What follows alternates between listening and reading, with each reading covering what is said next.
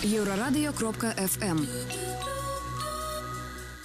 Прывітанне ўсім слухачам і гледачам Еўрарадыё. Пры мікрафоне, канешне, сёння не Павел Свердлоў, а я, Наста Бойка. І гэта стартапніца праекта Еўрарадыё і Белбіз. Госці нашай сённяшняй праграмы — гэта малады стартапер, вынаходнік, які стварыў 3D-прынтер з фанеры, Даніил Елисеев. Прывітанне, Даніил. Здравствуйте. А таксама пастаянная госця стартапніцы, галоўная рэдактарка інтэрнэт-праекта Белбіз Юлія Няхай. Прывітанне, Наста і Даніил. Прывітанне. Даніил, вось такое агульнае да цябе пытанне. З чаго ўвогуле пачалося твоё захапленне радыёэлектронікай? Вообще все началось еще с самого детства. Я увлекался сборкой различных конструкторов, такие как Знаток. Вот именно с них я вот начал. Да и вообще в детстве любил сломанные игрушки разбирать. Это для меня было, так сказать, ритуалом после любой сломанной игрушки. Потом я уже решил то, что имеет смысл двигаться дальше. Я пошел на кружок радиоробототехники, и там вот проучился целый год, поучаствовал в конкурсе по робототехнике. И понял, что тоже имеет смысл двигаться дальше, ну, то есть не заканчиваться такое, потому что была сборка именно конструктора, то есть изготовил Lego Mindstorm. А я решил двигаться дальше, то есть начал заниматься именно микроконтроллерами, такими как Arduino, начал делать вот всякие свои платы для разных схем, начал собирать, именно больше углубляться именно в мир аналоговой электроники.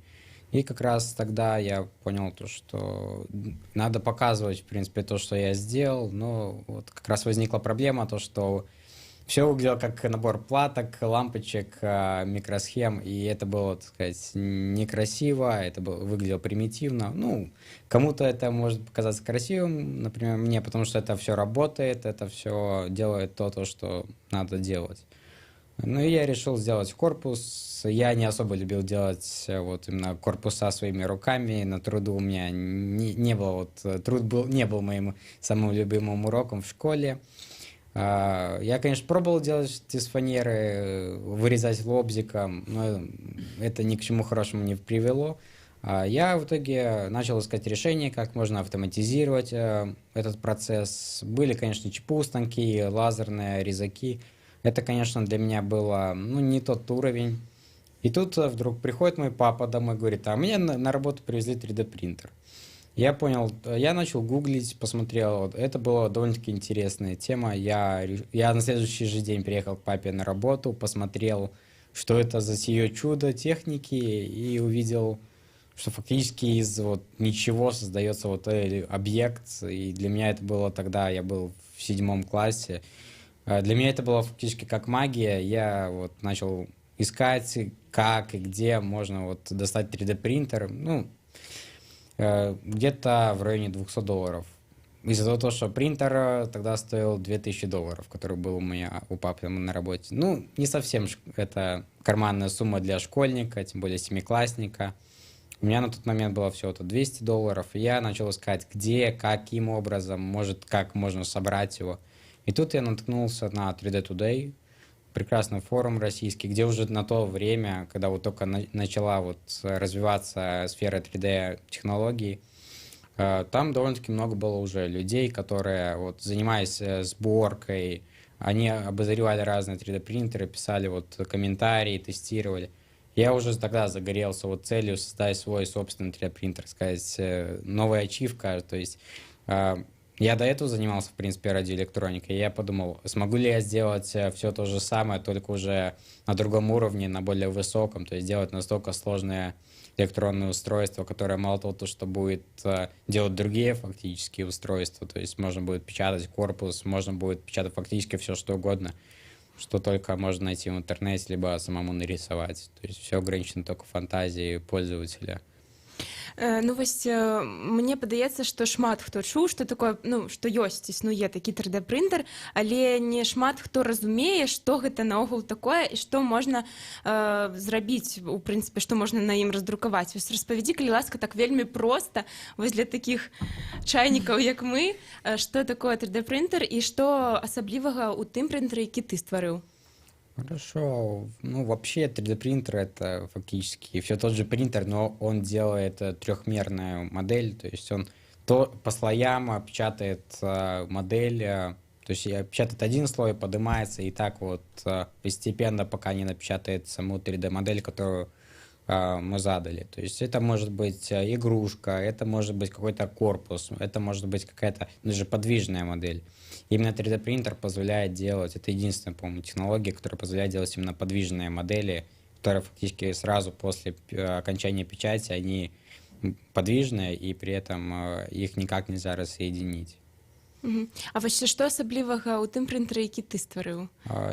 Именно отличие моего 3D-принтера Так. от других, то что они, ну, сами по себе, они стоят очень дешево. Это такой первая ачивка, то что принтер обладает функциями принтеров за 2-3 тысячи долларов, при том, то, что сам принтер реально будет продаваться, ну, за 200-250 долларов. И при этом пользователь получает даже в самом маленьком, вот D3D Mini, который был как раз на проекте «Мой бизнес», он получил все те функции, что обладает тот же принтер Rise 3D N2 Dual. То есть он может удаленно включаться, мы можем удаленно следить за процессом самой печати. И то есть это все вот буквально в детском 3D принтере, но при этом он обладает функционалом профессиональных 3D принтеров. А как Можно я вопрос Так, задам? конечно. Да, а как осуществляется удаленная вот работа с ним? Есть Конечно. приложение какое-то? Да, есть приложение на телефон, либо уже есть виртуальный сервер. Мы подключаемся на него. Ну, как, если принтер не видит свою сеть, то есть домашнюю, условно говоря, он подключает, ну, он создает свою локальную сеть, то есть, условно говоря, я приезжаю где-нибудь на выставку, там нету его сети, он создает свою, к которой я могу сам подключиться, и только тот человек, который обладает API-кодом, может подключиться к нему.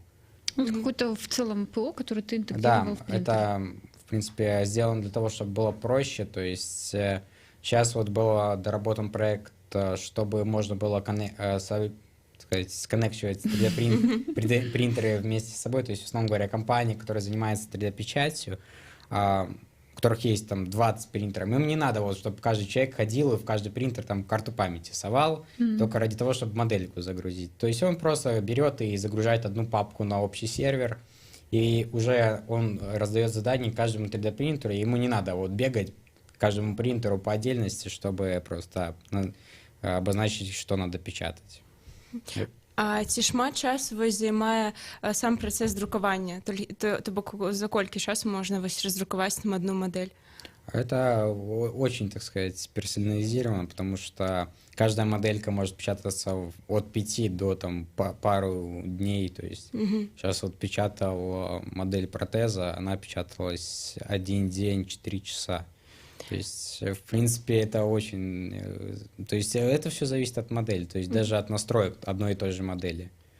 Ну, не так, як паперку за пару хвілін, пару секундаў раздрукаваць. Не, ну, конечно. И с какими материалами вообще работает принтер? Вообще, в основном, принтер работает с пластиком, но пластик бывают специализированные, бывают пластики с добавлением... Резины, наверное. Ну, резина, да, есть такие пластики, типа флекса, каучука. Есть также специальные материалы с добавлением металлов, с добавлением дерева.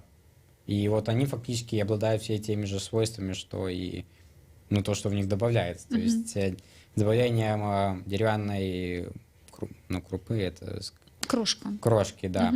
Они фактически можно делать градиентные модели, то есть с повышением температуры, как бы темнота вот самого пластика будет меняться, то есть, и при том она будет обладать даже запахом дерева, и фактически будет сложно отличить 3D-печатную деталь от реально вырезной. Ну, цікава. Вось ты казаў пра праект «Мой бізнес». Да. Я так разумею, што ён шмат на цябе паўплываў. Вось распавядзі, калі ласка, пра яго, хто быў тваім ментарам у проекте. Да, моим ментором был Олег Ильгизович Хусаенов, который мне помог, сказать, когда я пришел только на программу, я чувствовал себя просто инженером, который вот сделал 3D-принтер. И вот после окончания программы я фактически вышел бизнесменом, потому что именно Олег Ильгизович направил меня в такую замечательную школу, как Тингуру Бизнес Академи. И там я, собственно, понял, каково быть именно бизнесменом. И, собственно, мой проект оценили в конце, так сказать, года, на гранд-финале. Мой проект, так сказать, победил. И вот я рад, то, что я смог познакомиться, мало того, что найти новых друзей, так и найти таких же людей, которые занимаются своими проектами, которые, так сказать, приходят, мало того, что обучаться, так еще и общаться, обмениваться какими-то идеями. То есть как бы вместе мы вот помогаем вот сделать, так сказать, мир проще, лучше. То есть даже какая-то маленькая идея, которая решает какую-то маленькую проблему, даже твою, она, возможно, может помочь и другим людям, у которых есть точно такая же проблема. Каково это быть бизнесменом? Вось, Юля, моє питання прям зняла з языка. Это довольно-таки сложно. Во время проекта моего бизнеса было довольно-таки сложно, потому что я пришел вообще фактически только с прототипом самого первого маленького 3D-принтера. И фактически 3 месяца я работал, не покладая рук, каждый день ездил к папе на работу, мы с ним вместе собирали этот первый 3D-принтер, притом было его много версий, то есть мы начали с пластиковой модели, потом нам сказали в Янкате то, что нет, нельзя, надо облегчить, так сказать, изготовление, и решили опять вернуться к тому самому фанерному корпусу, сделать его маленьким. И даже вот этот самый корпус пережил очень много изменений. И вот даже после моего бизнеса со мной связалась компания Буслик, с которой мы во время моего бизнеса сотрудничали. Мы как раз с ними доработали принтер фактически вот до конца, что позволило им... Мы прошли предварительные этапы сертификации, то есть фактически D3D Mini фактически готов выходить на рынок, готов вот к производству фактически уже. То есть вот нужны только инвестиции, чтобы как раз пройти сертификацию и сделать первую партию принтеров. Ну, вось ты кажаш, што кожны дзень займаўся тым, што вось дарабляў там нейкія недахопы прынтэры. А што вось са школы? Як ты паспяваў усё ўвогуле? Это было еще проще, потому что именно вот этот этап именно по доработке, он как раз вот попал на лето. Вот это было самое идеальное. И как раз вот во время лета у меня было вот все мое свободное время я уделял проекту, то есть все, что я мог, вот сколько времени я мог отдать проекту, я все его отдавал вот на разработку, на доработку 3D принтера, и чтобы именно он поскорее вышел вот в производство. То бок праблему у школе не было? Нет, в основном это, как попал проект на конец учебного года и на начало следующего, то есть учителя меня понимали, не все, но понимали, меня поддерживал директор, то, что надо вот все-таки идти, вот показывать то, что есть вот такой проект, то, что он может помочь таким же детям, потому что его можно использовать в школах, этот 3D принтер, и делать как бы образование интереснее, как бы, чтобы ученикам было намного интереснее, да и вообще то, что именно мы работаем на высококачественном оборудовании, тем более на инновационном, то это позволит сделать не только образование полезнее, но и интереснее. Дзякуй, Даніла. Зараз мы перарвемся на невялікую музыкальную паузу на навіны, а пасля працягнем размаўляць з Данілам Елисеевым і Юліяй Нехай пра такі беларускі стартап 3D-прынтер. Не пераключайцеся.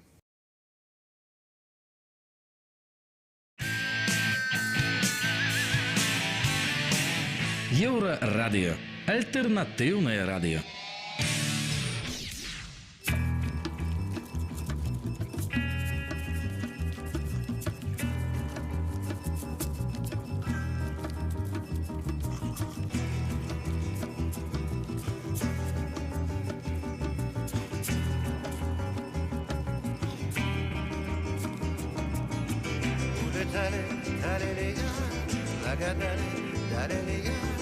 Обещали, шалили, разевали, валили, то ли дело стылили, или вылили, уходили, делили, пролетали мимо меня, а над нами звезды горят, а под нами птицы парят.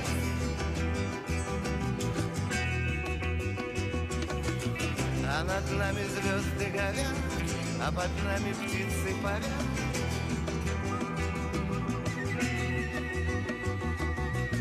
Нагадали солнечных дней, выпивали в жизни моей.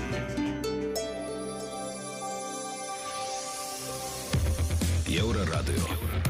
Час ведаць, што адбываецца.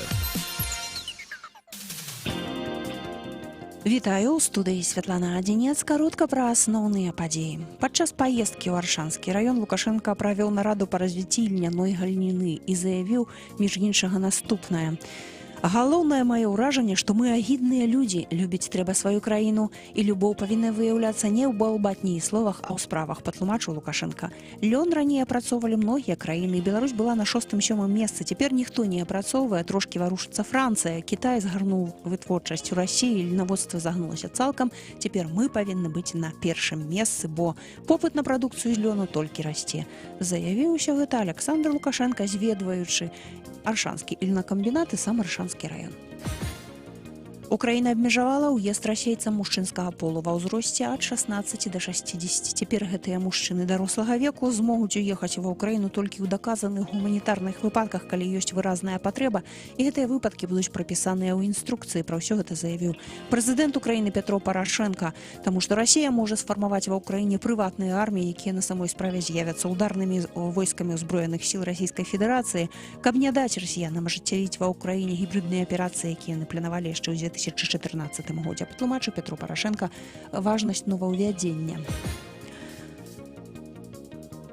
Упершыню за 10-годдзі з паўднёвай Карэі ў паўночную адправіўся цягнік, які перасячэ усю паўвыспу і дойдзе да мяжы КНДР і Кітая. У пасажыраў місія ацаніць стан жалезных дарог, якія не выкарыстоўваліся 10-годдзямі. Ужо да канца гэтага года Сеул і Пхеньян дамовіліся, што павінны злучыць сваю паўвыспу чыгуначнымі, прынамсі, зносінамі. Святлана Адзінец, служба інфармацыі. Еўрарадыё.фм. Прывітанне, пры мікрафоне Наста Бойка, і мы працягваем праграму «Стартапніца», сумесны праект Еўрарадыё і партала Белбіз. Нашы сённяшнія госці, малады прадпрымальнік, які стварыў 3D-прынтер з фанеры, Даніил Елисеев, а таксама пастаянная госця стартапніцы, галоўная рэдактарка інтэрнэт-праекта Белбіз Юлія Няхай. І вось, Даніил, такое пытанне да цябе ў мяне ўзнікла. Чытала ў інтэрнэце, што ты прадстаўляў свой праект, сваё вынаходніцтва Александру Рыгоровичу. Вось распавядзі, калі ласка, як гэта адбылося. Вось, якія ў цябе былі ўражанні ад сустрэчы з кіраўніком краіны? Ну, конечно, изначально все было очень страшно, то есть, да, и было как-то... Потому что меня резко так пригласили, сказали, вот ты идешь на вот эту встречу. И... А где это отбылось увогуле? Это что была это была в за встреча? 61-й средней школе города Минска. И мы вот готовились, мы 3 дня там стояли, готовились, ставили оборудование. То бок это была некая просто закрытая встреча, конференция? Да, это закрытая встреча для талантливой молодежи, которые побеждали на различных конкурсах, конференциях. И вот самое, так сказать, самое-самое, представляли каждую свою область. Я вот представлял город Минск, и как раз вот меня поставили, до этого я победил на талантах 21 века, там взял гран-при, то есть его получают 2 человека из 340, это сколько там, 14 секций было на конкурсе, и его получают всего 2 человека. Угу. Ну, конечно, для меня это было поражением, потому что, не поражением, для меня это было очень внезапно, потому что на республике проект получил только 2 место. Соответственно, на конкурсе союзного государства я мог там ожидать, 2-е, 3-е место, но никак не 1-е место в своей секции, а тем более гран-при. Ну, вось, якія былі ў цябе ўражанні ад гэтай сустрэчы? Во-первых, я поражен был то, что мне реально помогли не только мне, но и помогли и детям минским, потому что в наш дворец молодежи закупили высококачественное оборудование, купили профессиональный 3D-принтер, купили станок для лазерной резки, ЧПУ станок, вообще очень много оборудования купили после этой встречи. То есть нам позвонили, сказали, что надо. И вот составили, так сказать, то, что надо. Потом были рендеры, то есть выбрали высококачественное оборудование. И вот уже сейчас лаборатория, так сказать, FabLab функционирует. Да, может фактически кто угодно прийти со своими идеями, чертежами и фактически за копейки порезать либо изготовить какое-либо изделие, которое надо. А если ты не умеешь чего-то делать, то есть курсы, которые ведут преподаватели, мой преподаватель Александр Иванович, Вячеслав Николаевич, которые, Кокарев Константин Николаевич, которые ведут различные курсы 3D-моделирования, разработка именно модели для лазерной резки, для ЧПУ фрезерования. И вот это все вот помогает детям заниматься, мало того, что это будет востребовано, то, что можно фактически уже в возрасте 80-12 лет вот уже разбираться в 3D-моделировании, даже не на достаточно высоком уровне, потому что мы работаем, в принципе, с программами уже не такого достаточно высокого уровня, и что позволяет получить образование, которое некоторые получат только в университете. Я так разумею, карацей, пасля гэтай сустрэчы вы атрымалі ўсё неабходнае абсталяванне, так? Да.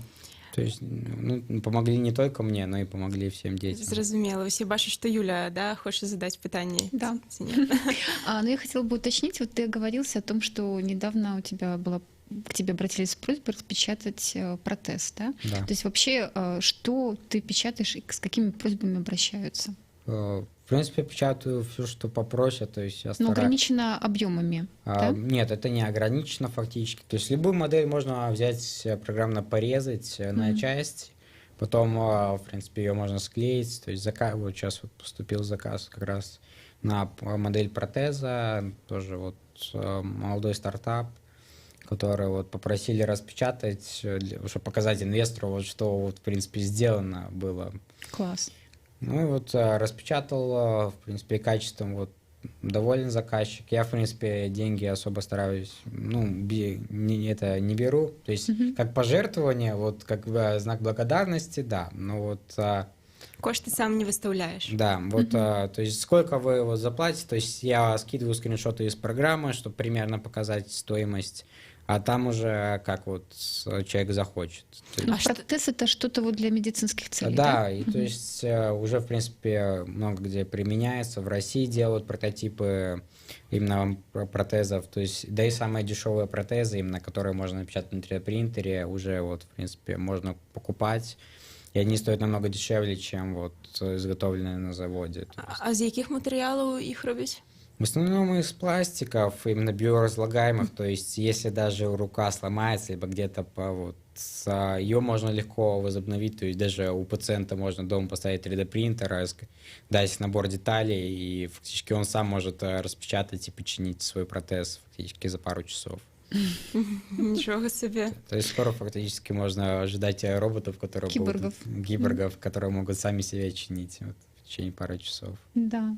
Можно еще? Ну, конечно. Да. У меня такой еще вопрос. Вот программа про бизнес. Олег Ильгизович Хусаенов, он известен тем, что вот самое главное в бизнесе — это стратегия.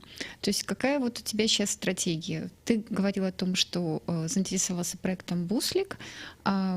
Будет ли какая-то коллаборация? Вот расскажи об этом. Вот фактически, да, есть, конечно, стратегия. Мы с Бусликом сотрудничали, они предложили именно помочь. То есть если вот по расчетам все будет хорошо, то дальше будем сотрудничать. То есть они нам помогли пройти этапы предсертификации. То есть мы с ними дорабатывали принтер, чтобы сделать его более простым для пользователя. С ними мы как раз вот доработали его, фактически он сейчас полностью готов. Но вот пока по всем расчетам, которые провел Буслик, которые надо именно потратить, заложить в цену, принтер выходит что-то в районе 460 белорусских рублей по их расчетам. И как бы они посчитали то, что для белорусского рынка это довольно-таки дорогая игрушка, как для ребенка, так и для школ. Мы хотим же, вот, если вот будет возможность, мы постараемся не вкладывать в цену на момент сертификации, то есть сколько там надо потратить, фактически $1000 только на одну сертификацию одного принтера. И, ну, после этого их, правда, сертифицировать не надо, но все равно вот это должно закладываться в стоимость, но мы постараемся этот сказать, это не вкладывать, чтобы принтер именно был максимально дешевым для пользователя. А вось ці былі ў цябе іншыя якія-небудзь прапановы супрацоўніцтва? Да, в принципе, вот сейчас была выставка, посвященная Всемирной неделе предпринимательства.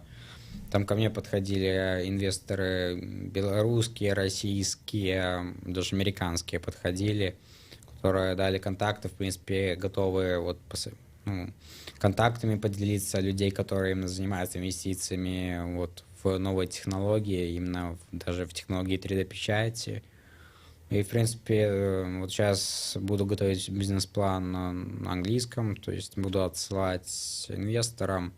Ну, будем также вот звонить российским и белорусским инвесторам, которые вот подходили на выставку, которые заинтересовались проектом.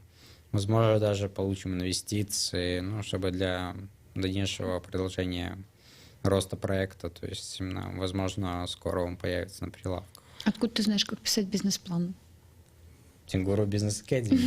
То есть, в принципе, я знаю уже, где можно в аварийном случае найти помощь. То есть на русском я, в принципе, уже начинал его писать именно при поддержке Тенгуру. И думаю, вскоре сможем вполне написать и на английском, и, в принципе, уже иметь дело с иностранными инвесторами.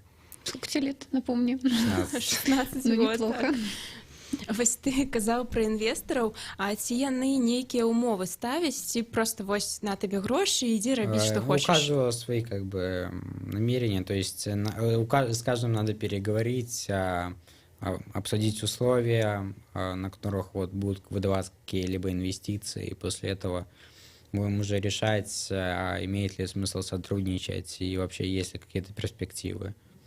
Ну, а ўвогуле, вось з якімі ты праблемамі сутыкаўся, напрыклад, калі там дамаўляўся з Бусликом, ці вось калі там размаўляў з гэтымі інвесторами, якія... Ну, с Бусликом у нас было все проще, то есть от нас требовалась именно доработка принтера, от Буслика все именно дела по поводу сертификации, по поводу именно получения документов, то есть от нас требовалась именно доработка принтера, чтобы он работал. То есть наша работа была именно как у инженера, то есть сделать максимально простой продукт, чтобы он смог пройти сертификацию, пройти тестирование. Его тестировали в районе недели, но были какие-то нюансы у Буслика, то, что принтер иногда не запускался, иногда... Ну, как ни странно, когда он у меня стоит дома, у меня все хорошо. То есть есть такие нюансы, то есть сейчас вот пробуем все упростить, чтобы надо было вообще пару раз кнопкой нажать или на телефоне пару раз нажать на нужную иконку и все. А колькі зараз у тебе ўвогуле вось прынтараў, колькі ты зрабіў на дадзены момант? Фактически уже их 6 штук. Сколько это по времени занимает? Да, ну как, сейчас вот уже принтер, вот самый последний, точнее как, станция, было сделано буквально за 2 месяца, то есть, нет, даже, наверное, за месяц. Потому что фактически тут самое долгое это ожидание деталей, которые нельзя купить в Беларуси. А где ты их замовляешь? Я их в основном покупаю в Китае. То есть у нас уже с момента сотрудничества с Бусликом появились контакты в Китае, которые готовы нам поставлять по довольно-таки хорошей цене детали для 3D-принтеров. И, собственно, у них мы будем потом покупать детали для создания большой партии принтеров.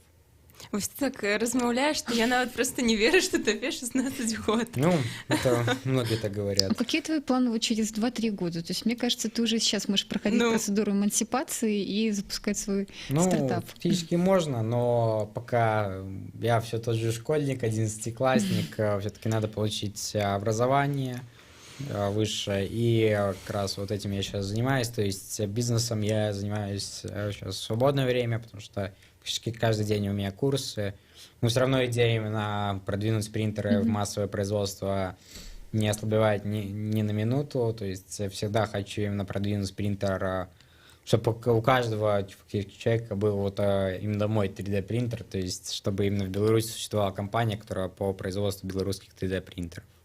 А кому он вообще вот может быть необходим, если вот взять целевку? То есть, ну вот, допустим, люди, у которых проблемы со здоровьем, у них там протез стоит, да, то есть вот можешь об этом как-то рассказать, как ты видишь свой рынок? В принципе, рынок, у каждого принта как бы свой рынок, то есть у каждого своя целевая аудитория. То есть D3D Mini маленький, построен для использования в школах, дома, то есть тем, ну, пользователям, которые не нужны как бы больше размера, большая скорость печати, и как бы это самый такой базовый уровень, то есть базовый самый 3D принтер. Есть вот уже принтеры чуть выше, среднего размера, с средней скоростью печати, большие профессиональные, с большой областью печати, но скорость у них тоже средняя. На разных кинематиках, E-Delta, на кинематике Delta, которая может печатать быстрее, чем другие 3D принтеры, D3D Cube, станция. Что бы это ни значило. Да. Ну, то есть у Все каждого так принтера есть своя думают. целевая аудитория, то есть мини рассчитана на школу, детей и вообще при использовании дома. То есть, а вот какие-нибудь принтеры типа D3D Pro с большой областью печати, их можно, в принципе, использовать и компании, которым нужно печатать прототипы большие. В принципе, те же косплейщики. Вот у меня во Дворце молодежи у нас есть парень, у которого сестра косплейщик, и именно для этого они собирают свой 3D принтер. То есть есть люди, которым реально... Снова ты не подумаешь, да, что... Да, то есть, в принципе, даже о том, о чем просто нельзя подумать, то есть косплейщик. Ну, в принципе, творческая профессия, это ну, как бы род деятельности, и все равно можно применить 3D принтер. Те же конструкторы, музыканты, везде фактически можно применить 3D принтер. Архитекторы, вот именно построение самой модели здания. То есть фактически везде можно использовать сам 3D принтер в каком-либо сфере. То есть принтер является одной из самых таких универсальных приборов, которые можно использовать фактически в любой сфере. Ну окей, допустим, архитектор, у него он там может конструировать, построить что-то и прочее. А вот косплейщик, ну вот хочу себе какие-то ушки. Да, Да, то есть можно напечатать. Ну, в основном печатают маски какие-то большие. То есть просто с моделирование. интернета скачала и вот Ну как, вуаля? Или большинство как? приходится моделировать, но все равно можно найти оригинальную модель того же героя. Ну так, Если- яны ж з пластика таксама робяцца.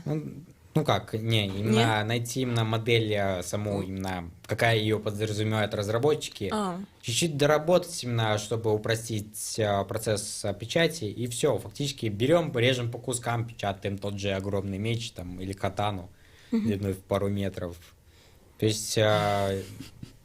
Ты так просто про гэта размаўляеш, а мы тут сидзім. Ну, я, в принципе, Вочи читаю, на но лоб. на том же 3D. Прикидываем, чтобы распечатать. Да, вось, Да. дарэчы, да, у меня такая думка уже Ну, ўзнікла так, в в принципе, голове. на 3D Today выкладывается довольно-таки много новостей. Я вот недавно читал, то, что вообще копию Lamborghini напечатали на 3D принтере. То есть, фактически, многое можно расписать на 3D принтере, вот те же протезы. Вось у нас, на жаль, уже эфірны час сканчваецца. Такое кароткае пытанне. Што далей? Вось якія у тебе планы? Ты ў 11 класе, куды будешь поступать? Вероятнее все это будет либо БНТУ, либо БГУИР. Все зависит от количества баллов, которые я наберу на ЦТ. Но, надеюсь, в этом году я смогу попасть на международный конкурс и пройти в любой вуз без ЦТ. Дзякуй табе, Даніл, вялікі за размову. Дзякуй, Юлія. Я нагадаю, што гэта была праграма «Стартапніца», новы праект Еўрарадыё і інтэрнэт-партала Белбіз. Нашымі гасцямі был малады прадпрымальнік, вынаходзіць Даніл Елисеев і галоўная рэдактарка Белбіз Юлія Нехай. Не пераключайцеся.